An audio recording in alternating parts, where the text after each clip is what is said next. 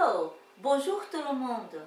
Nous sommes dans la semaine de la préparation de la Pâque et cela c'est très important pour nous en tant que croyants.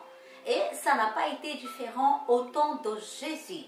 Jésus aussi, il descendait comme les autres vers Jérusalem pour participer de cette grande fête de la Pâque. Et en arrivant à Jérusalem, il entra directement dans le temple de l'Éternel.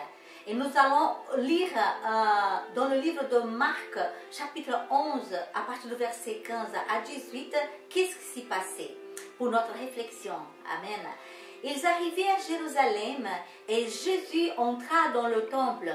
Il s'est mis à chasser ceux qui vendaient et ceux qui achetaient dans le temple. Et il renversa les tables des changeurs et les sièges des vendeurs de pigeons.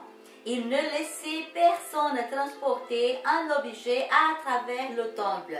Et il les enseignait et disait: n'est-il pas écrit, ma maison sera appelée une maison de prière pour toutes les nations, mais vous en avez fait une caverne des voleurs. Les principaux sacrificateurs et les scribes l'ont entendu et cherché les moyens de le faire périr. Il les craignait parce que toute la foule était frappée par sa doctrine. Alors nous voyons ici que Jésus, en arrivant dans le temple, il a vu un scénario qu'il n'a pas aimé du tout.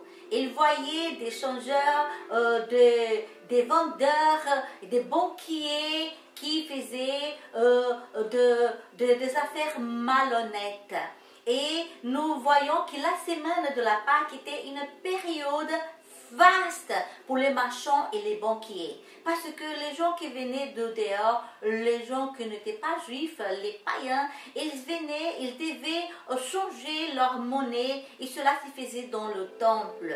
Et les banquiers, bien sûr, ils demandaient un taux exorbitant et aussi vendaient les animaux pour un prix exorbitant, hors de commun, pour les étrangers qui venaient. Et en plus, les étalages des vendeurs, des banqueurs, des changeurs étaient installés dans le local là, qui était séparé, qui était destiné aux païens venir adorer l'Éternel. Et bien sûr, cela les empêchait d'adorer l'Éternel. Et Jésus s'est mis en colère et chassait tout le monde. Il s'est opposé contre ces méchantes choses parce qu'ils empêchaient les gens d'adorer le Seigneur. Et nous pouvons voir que le livre d'Ésaïe 56, il va nous dire par rapport aux étrangers. 56, versets 6 et 7. Et les étrangers qui s'attacheront à l'Éternel pour le servir, pour aimer le nom de l'Éternel, pour être ses serviteurs, tous ceux qui garderont le sabbat pour ne pas le profaner et qui demeureront fermes dans mon alliance, je les amènerai sur ma montagne sainte et je les rejoindrai dans ma maison de prière.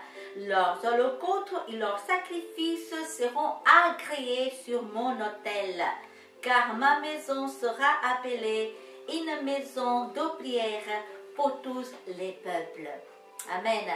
Cela nous fait réfléchir. Est-ce qu'aujourd'hui, est-ce qu'il y a quelque chose qui est en train d'empêcher les gens de venir adorer l'Éternel? Est-ce que mon témoignage attire les gens vers l'Éternel pour vouloir les adorer aussi? Est-ce que dans ma vie, il y aura quelque chose qui empêcherait mon adoration vers l'Éternel? Cela, c'est très important. Nous sommes dans la semaine de la Pâque et nous devons vraiment réfléchir sur notre vie, sur notre témoignage et aussi de savoir que le plus grand sacrifice qui a été fait, c'était le sacrifice de Jésus sur la croix. Jésus a donné sa vie pour nous tous, pour la rançon de notre péché. Jésus est mort, Jésus a souffert, il s'est donné en sacrifice vers Dieu pour que nous puissions être sauvés. Et c'est un temps que nous devons vraiment réfléchir et de dire: Seigneur, je veux vraiment venir à toi, venir devant toi avec un cœur ouvert pour t'adorer, pour remercier, pour vraiment reconnaître le sacrifice que Jésus a fait pour moi, pour me sauver. Et cela devait être quelque chose de fond de cœur sincère et qui nous devons vraiment penser à nos voisins, penser à notre famille qui n'a pas encore donné sa vie à Jésus. Qu'est-ce qui les empêcherait de venir aussi adorer le Seigneur? À l'époque de Jésus, les étrangers venaient adorer. Ils offraient aussi des sacrifices. Ils achetaient des animaux pour offrir au sacrifice vers l'Éternel. Ils payaient aussi la taxe annuelle dans le temple. Et ils faisaient les choses correctes pour vraiment se prosterner devant l'Éternel et l'adorer. Et nous, en tant que peuple de Dieu, nous devons aussi le faire et notre témoignage, notre adoration doit attirer les gens, doit vraiment inspirer les gens et les attirer pour qu'ils puissent venir aussi avec nous ensemble adorer l'Éternel, le Très-Haut. Amen. Et que ce temps de Pâques, de la préparation de la Pâques, c'est un temps que nous puissions vraiment dire merci Seigneur pour mon salut, merci pour le plus grand sacrifice qui a été fait sur la croix. Merci Jésus pour ta vie, merci pour ton amour. Amen. Que Dieu continue à vous bénir dans ce temps de préparation. Amen. Et nous vous attendons pour la suite. Amen. Bye bye et à très bientôt.